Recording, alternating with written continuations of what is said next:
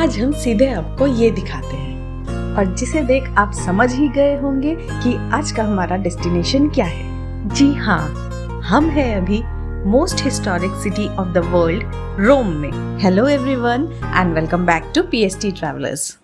रोम Italy की वो historic city है जो अपने आर्ट, आर्किटेक्चर, ब्यूटी और शायद जिलाटो या पास्ता के लिए भी दुनिया भर में फेमस है और वर्ल्ड की मोस्ट विजिटेड सिटीज में से एक है। ये हमारा 4th सिटी है इटली में और हम अपने 3 नाइट 4 डेज के पैक्ड आइटिनरी के साथ करने वाले हैं एक्सप्लोर रोम को। यहाँ के सभी tourist spots mostly city centre के आसपास ही है, जो मोस्टली हमें वॉकिंग करके ही एक्सप्लोर करना है।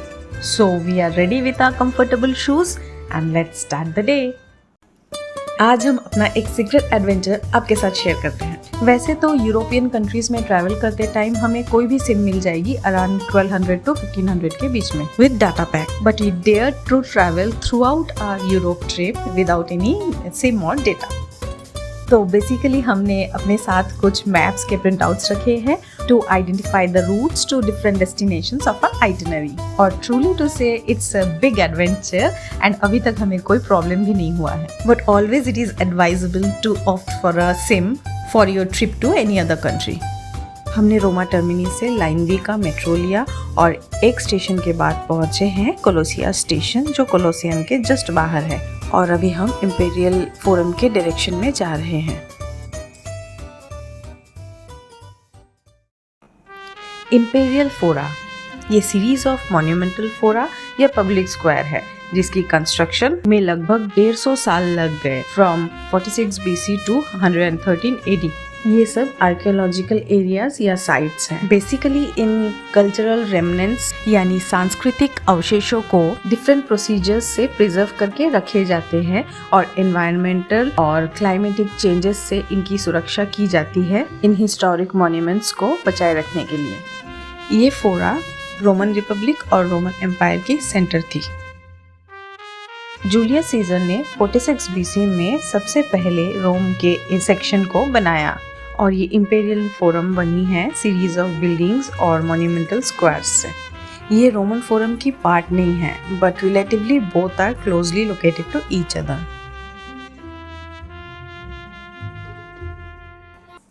पियाजा वेनेजिया या वेनिस स्क्वायर जो लार्जेस्ट और मोस्ट फेमस हब है रोम इटली की, जहाँ 4 मेजर रोड्स आके मिलते हैं और जो अपने कैओटिक ट्रैफिक के लिए भी जानी जाती है।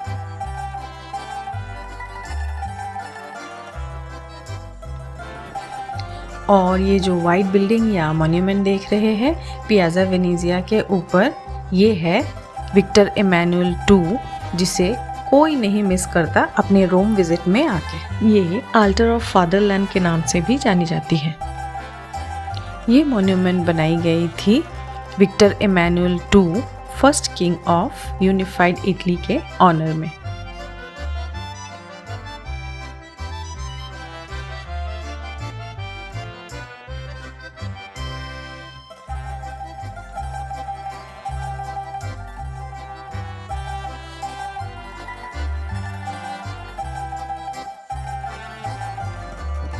यहाँ एंट्री एकदम फ्री है, बट इसके टेरेस में जहाँ से ये बेस्ट व्यू मिलता है रोम का, जाने के लिए टिकट्स लेना पड़ता है। और इसे कहते हैं tomb of unknown soldiers. First world war में शहीद हुए सोल्जर्स के ऑनर में ये बनाया गया है। इसकी कंस्ट्रक्शन 1885 में स्टार्ट हुई थी और 1925 में बनकर कंप्लीट हुई। इसकी हाइट 81 मीटर है और विड्थ 135 मीटर। यहाँ से चारों ओर का सुंदर नज़ारा देखने को मिलता है। और वो रही कोलोसियम, जो यहाँ से हार्डली 500 मीटर की डिस्टेंस में ही है। हमारा नेक्स्ट डेस्टिनेशन है रोमन फोरम। इटली के अब तक के ट्रैवल से हमने कुछ पॉइंट समझ ही लिए हैं, जैसे ऑलवेज कैरी वाटर बॉटल, कोई ज़रूरत नहीं है पैकेज ड्रिंकिंग वाटर खरीदने की, कॉज रोम में अराउंड 2500 ड्रिंकिंग वाटर फाउंटेन्स है विथ फ्री वाटर फैसिलिटी। बस आपका बॉटल खाली हो जाए तो कहीं से भी आपका बॉटल रिफिल कर लीजिए। Comfortable shoes for long hours walking.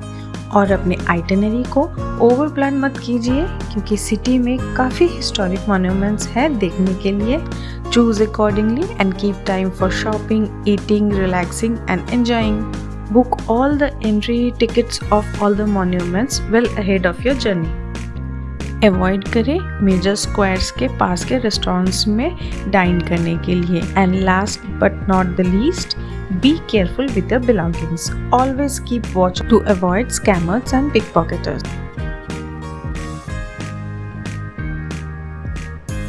और हम अभी जा रहे हैं कैपिटोलाइन हिल, जिसके ऊपर बनी हुई है पियाजा डेल कैंपिडोलियो. रोम की फर्स्ट मॉडर्न डिजाइन स्क्वायर है ये पैलेटाइन हिल के साथ ही लगी हुई है और ये सबसे छोटी और चार्मिंग हिल है among 7 hills of Rome. Pope Paul II इतने प्रभावित थे इस कैपिटोलाइन हिल के ब्यूटी से कि इन्होंने रेनेसेंस आर्टिस्ट और आर्किटेक्चर माइकल एंजेलो को बोला ये स्क्वायर डिजाइन करने के लिए.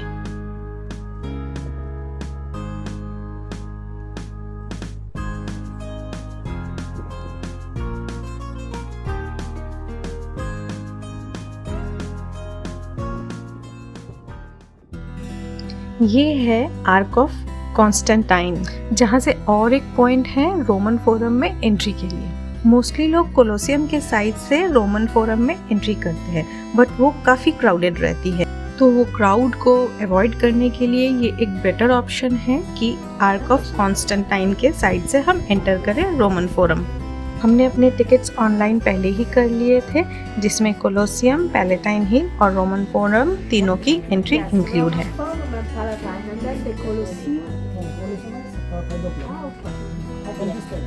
Thank you. और जिस टिकट की प्राइस है 18 यूरो ईच. हमारी बेटी जो 15 इयर्स की है उसका पूरा फ्री है एंट्री.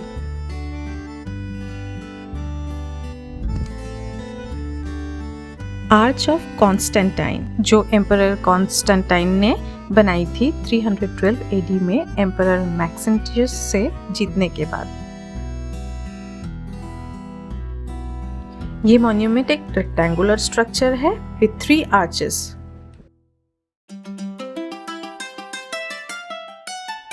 रोमन फोरम को as a archaeological site preserve किया जाता है और डिफरेंट प्रोसीजर्स से इन्हें एनवायरनमेंट और क्लाइमेटिक चेंज से प्रोटेक्ट किया जाता है ताकि इन हिस्टोरिक मॉन्यूमेंट्स को बचा के रखा जा सके फ्यूचर के लिए.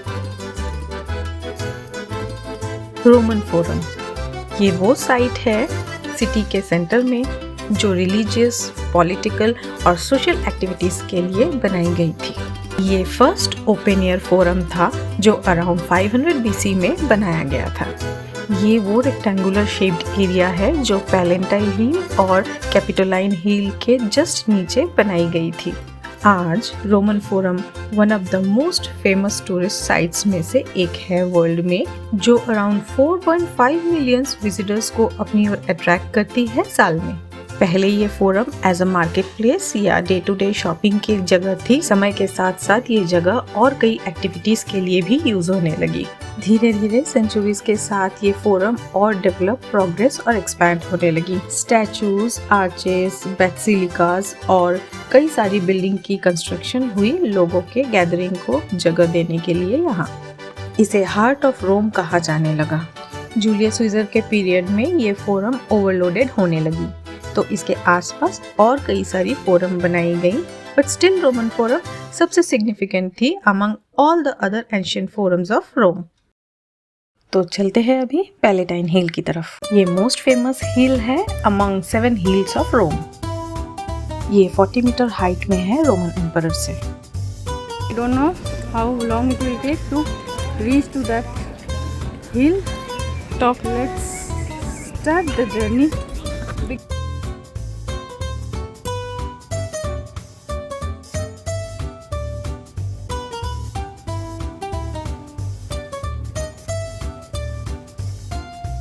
ये एरिस्टोक्रेट या एम्परर्स की घूमने या टहलने की जगह हुआ करती थी.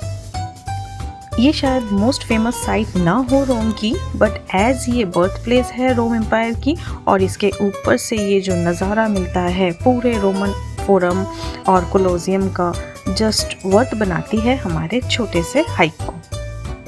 टाइम के साथ साथ यहाँ पे हर तरह की पॉलिटिकल और सोशल इवेंट्स होने लगी, जैसे इलेक्शंस, पब्लिक स्पीच या मीटिंग, या क्रिमिनल ट्रायल्स। इवन कोलोसियम बनने से पहले ग्लैडिएटर मैचेस भी यहीं होती थी। Social gathering, business dealing, religious ceremonies, even trading भी यहीं पे हुआ करती थी।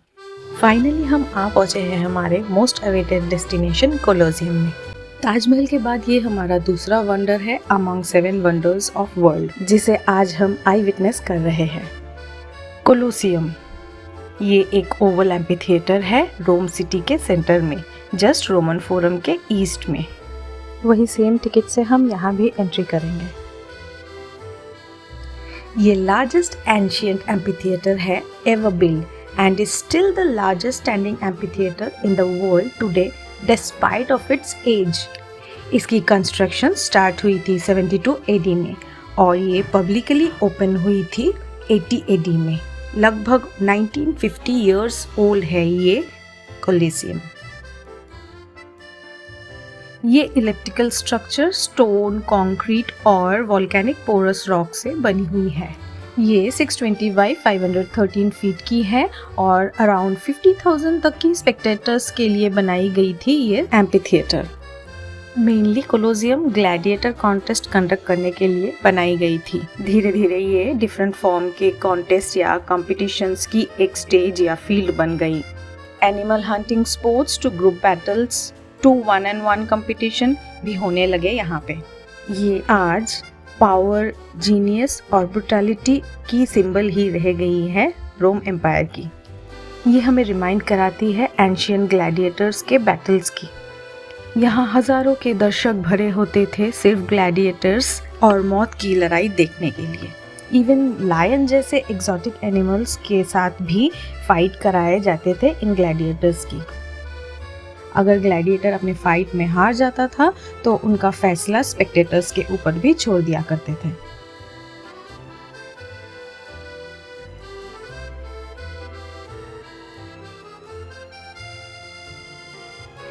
एक्सपर्ट्स के अनुसार अराउंड 4 लाख ग्लैडिएटर्स यहाँ पे मारे गए हैं।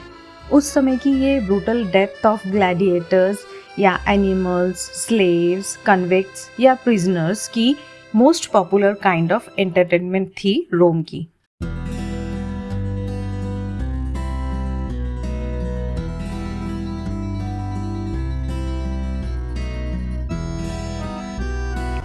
ये स्टेयर्स आज के ऑर्डिनरी स्टेयर्स की तरह नहीं हैं। इन्हें चढ़ने में मुश्किल हो रही है, जो काफी टायर्डसम लग रही है।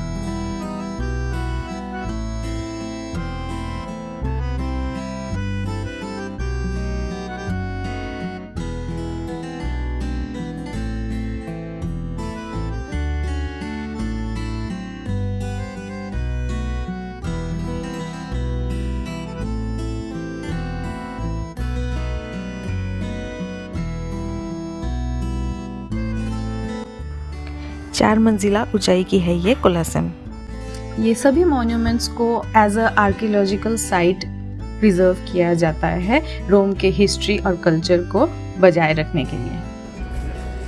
1349 में हुई अर्थक्वेक से काफ़ी डैमेज हुई कोलोसियम की, जिस वजह से इसकी बाहर की साउथ साइड की मॉन्यूमेंट टूटी फूटी नज़र आती है।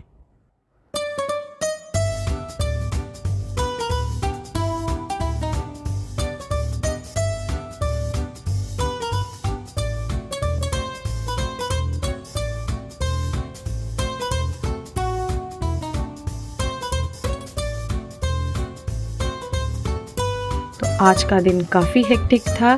हमने बहुत सारे डेस्टिनेशंस को आज कवर किया। काफ़ी हालत ख़राब है हमारे पैरों की। So let's call it a day और फिर मिलते हैं हमारे रोम के नेक्स्ट एपिसोड में। Till then have a goodbye and don't forget to like, subscribe and share our video. पहली बार हमने इटली में इंडियन फूड एंजॉय किया।